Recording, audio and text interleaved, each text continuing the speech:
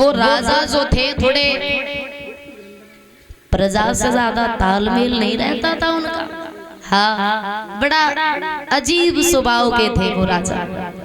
तो एक दिन की बात, और राजा ने अपने नगर में ढोल पिटवा दिया और ये कहलवा दिया कि आज से कोई पूजा नहीं करेगा, आज से कोई मंदिर नहीं जाएगा, मंदिरों को तोड़वा दिया जाएगा, मूर्तियों को फेंकवा दिया जाएगा, क्योंकि भगवान इस दुनिया में है ही नहीं।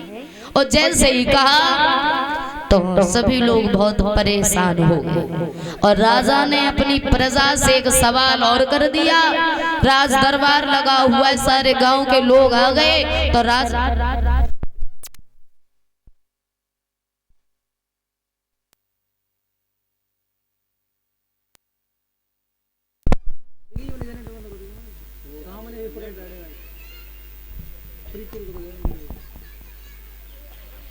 ने प्रजा से एक बात कही, सुनो, मेरे 3 सवाल हैं, 3, और जो इन 3 प्रश्नों के जो उत्तर दे देगा तो मैं ना मंदिरों को तुड़वाऊंगा और ना ही मूर्तियों को फेंकवाऊंगा। कौन से 3 सवाल हैं? पहला सवाल मेरा ये है, भगवान है कहाँ है? और अगर है तो फिर हमें दिखाई क्यों नहीं देते? पहला प्रश्न अपनी प्रजा से कहा। और दूसरा प्रश्न मेरा ये है, अगर भगवान है तो वो इस समय किसकी ओर देख रहे हो? अगर भगवान है इस दुनिया में तो वो इस समय किसकी ओर देख रहे होंगे? और तीसरा सवाल ये किया, अगर भगवान है तो वो इस समय क्या कर रहे होंगे? बता सकते हो? कोई कुछ नहीं बोला, सब शांति से बैठ गए, नहीं पता था। जाओ, 1 महीने का मौका मैंने दे दिया, अगर 1 महीने के अंदर ये 3 प्रश्नों के उत्तर हमें मिल गए तो मैं न मूर्तियों को फेंकवाऊंगा न मंदिरों को तोड़वाऊंगा, आराम से पूजा करना, क्योंकि मुझे भरोसा दिलाओ भगवान इस दुनिया में है तो फिर कहाँ है? हमें दिखाई क्यों नहीं देते? और भगवान इस समय किसकी ओर देख रहे? अगर इस दुनिया में है भी तो फिर किसकी ओर देख रहे हैं? और भगवान इस समय कर क्या रहे हैं? जब 3 प्रश्न जब ये किए, उसके बाद में प्रजा के जो लोग थे बेचारे उठ करके चल दिए। क्यों? क्योंकि राजा के सामने प्रजा की हिम्मत नहीं पड़ती थी बोलने की, क्योंकि राजा राजा होता है। और जैसे ही सारे लोग उठ करके वहां से चले आए, धीरे धीरे धीरे धीरे काफी समय गुजर गया, किसी ने भी नहीं बता पाया। 1 महीना हो गया। 1 महीने का जो लास्ट दिन था, जैसे 29 दिन हो गए, 30वां जो दिन था, एक बूढ़े से बाबा थे, बाबा जी बुजुर्ग थे बेचारे, बहुत भगवान की पूजा किया करते थे, भजन करते थे, माला जपते थे प्रभु के नाम के। मन में विचार किया, पता तो मुझे भी नहीं है, पूजा तो मैं भी बहुत करता हूँ भगवान की। और तो वो बाबा अपने घर गए, मंदिर के सामने जाकर के बैठ गए और दोनों हाथ जोड़े, एक बात कही, प्रभु आज सवाल तुम्हारे भक्त की भक्ति का है।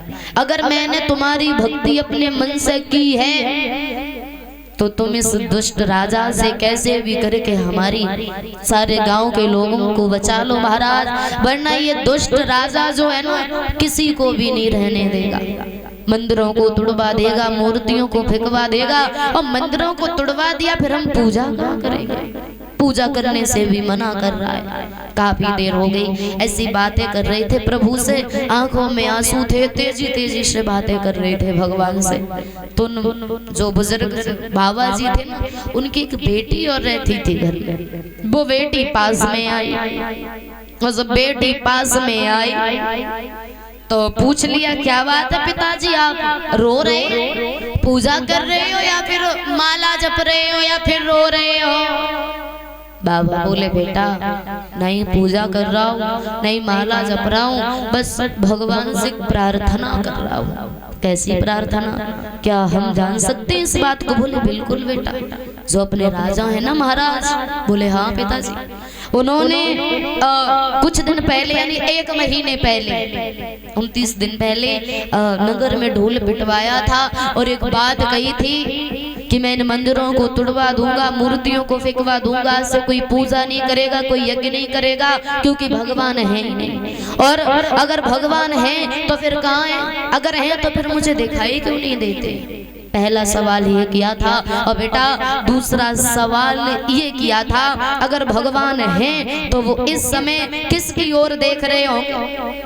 और तीसरा सवाल ये किया था, अगर भगवान है तो वो इस समय क्या कर रहे होंगे। उस बेटी ने मन में विचार किया, पिताजी थोड़ा थोड़ा मुझे पता है, इन प्रश्नों के उत्तर हम जानते हैं, लेकिन जैसा जाना है, जैसा देखा है, जो सीखा है, क्या मैं बता सकती हूँ। बोले बेटा मेरे सामने नहीं, राजा के सामने बताना। 30वां दिन था यानी लास्ट दिन था महीने का। सभी लोग आए, पूरे गांव के लोग, आस पड़ोस के लोग, राज दरबार भर गया पूरा। उस बेटी ने उस राज दरबार में जब प्रवेश किया, राजा के सामने खड़ी कर दी गई। और उस बेटी का जो पिता था वो बूढ़े से बुजुर्ग से बाबा जी दोनों हाथ जोड़े एक बात कही, महाराज हमारी बेटी आपके प्रश्नों का उत्तर देना चाहती है। बोले बिल्कुल कहिए बेटी, तुम उत्तर दे लोगे। बोली महाराज कोशिश है, वैसे ये तो नहीं पता कि उत्तर सही होंगे, लेकिन कोशिश है। बोले कहो महाराज आपका पहला प्रश्न क्या था।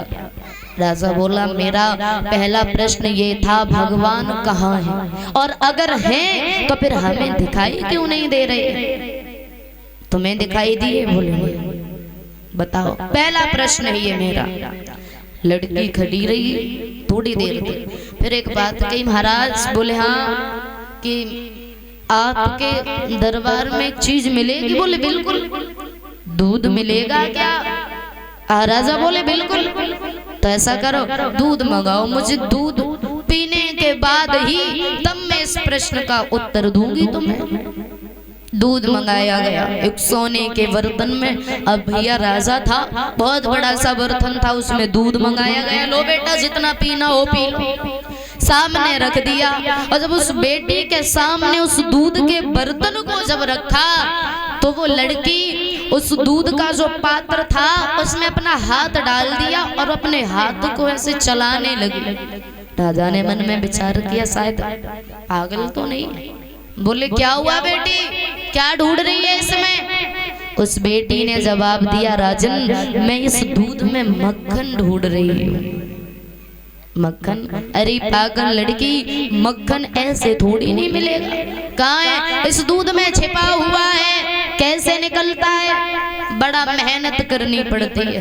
पहले इस दूध को गर्म किया जाता है, फिर इसका दही बनाया जाता है, उसके बाद इस दही को मथनी से फेरा जाता है, उसके बाद में मक्खन निकलता है। बड़ा मेहनत लगती है इसमें। एक इंसान इसे चलाने वाला भी होना चाहिए काफी देर तक, तब मक्खन निकलती है, ऐसे थोड़ी नहीं निकल आएगी।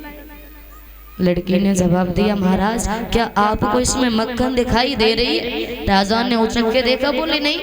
क्या तुम्हें दिखाई दे रही है? लड़की बोली नहीं, कितनी देर से ढूंढ रही हूँ, कुछ मिल ही नहीं रहा इसमें। तो जवाब दिया, महाराज ये प्रश्न तो आपके ही मुख से इसका उत्तर मिल गया। मतलब मैं कुछ समझा नहीं। मतलब ये जिस तरीके से दूध में छिपा हुआ मक्खन नहीं दिखाई देता है, उसी तरीके से मेरे भगवान भी दिखाई नहीं देते हैं। और अगर तुम्हें देखना है तो जितनी मेहनत इस दूध के साथ में करनी पड़ती है, इसे गर्म करो, फिर इसको यानी जमाओ, दही बनाओ इसका, फिर इस मथनी में डाल के इसको चलाओ, उसके बाद में इसका जो घी निकलता है मक्खन, उसके बाद में खाने को मिलती है। और राजन बहुत मेहनत हो गई ना इसमें? बोले हाँ मेहनत तो हो गई। तो ऐसे ही हमारे प्रभु को पाने के लिए भी मेहनत करनी होती है। भजन करो, कीर्तन करो, सत्संग करो, जरूरी नहीं है पूरे दिन करो।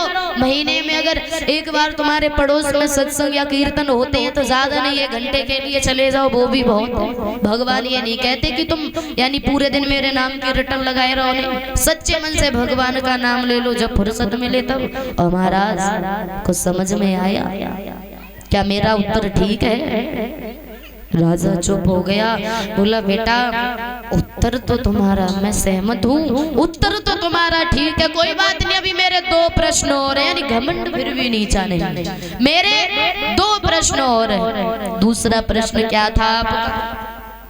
दूसरा प्रश्न मेरा ये था, अगर भगवान हैं तो इस समय किसकी ओर देख रहे होंगे? लड़की बोली ये प्रश्न? बोले हाँ।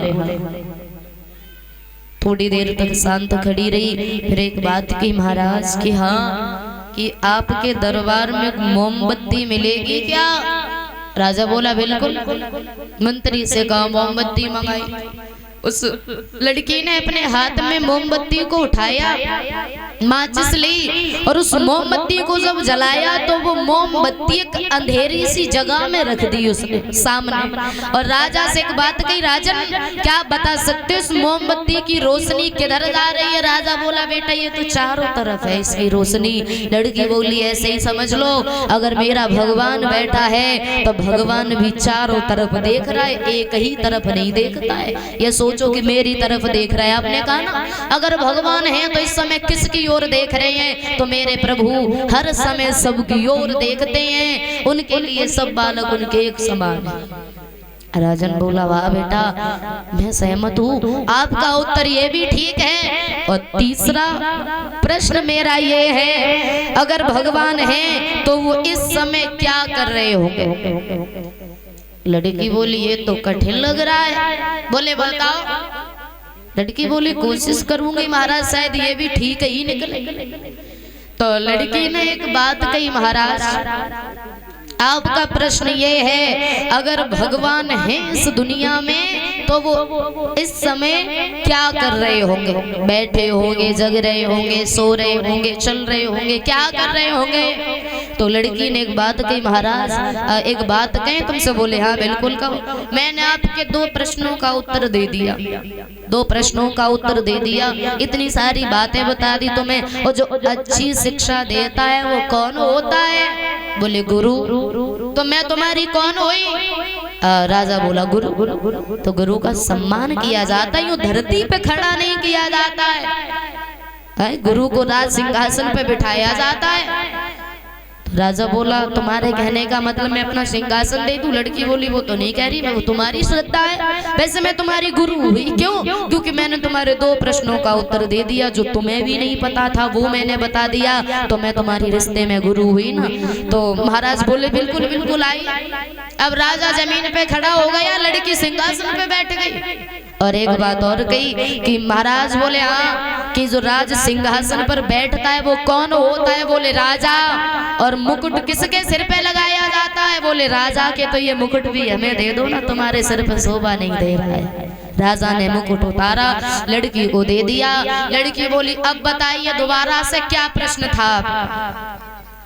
कहने लगा राजा प्रश्न यही था, अगर भगवान इस दुनिया में है तो वो इस समय क्या कर रहे होंगे? लड़की बोली यही कर रहे होंगे जो तुम्हारे सामने हो रहा है।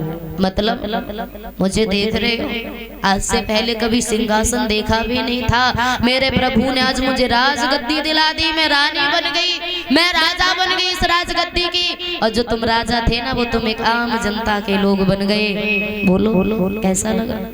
राजा खड़ा का खड़ा रह गया, बोलो समझ में नहीं आया कुछ।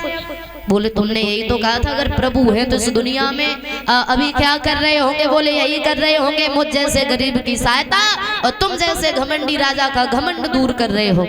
बोलिए कन्हैया लाल की। तो भगवान तो इस दुनिया में है लेकिन ऐसे नहीं मिलते हैं, जैसे दूध के अंदर माखन छिपा होता है ना, ऐसे इस संसार में भगवान भी छुपे होते हैं और बड़ा मेहनत से मिलते हैं। आज मैया सुनीति ने एक बात की, लाला जब तू बड़ा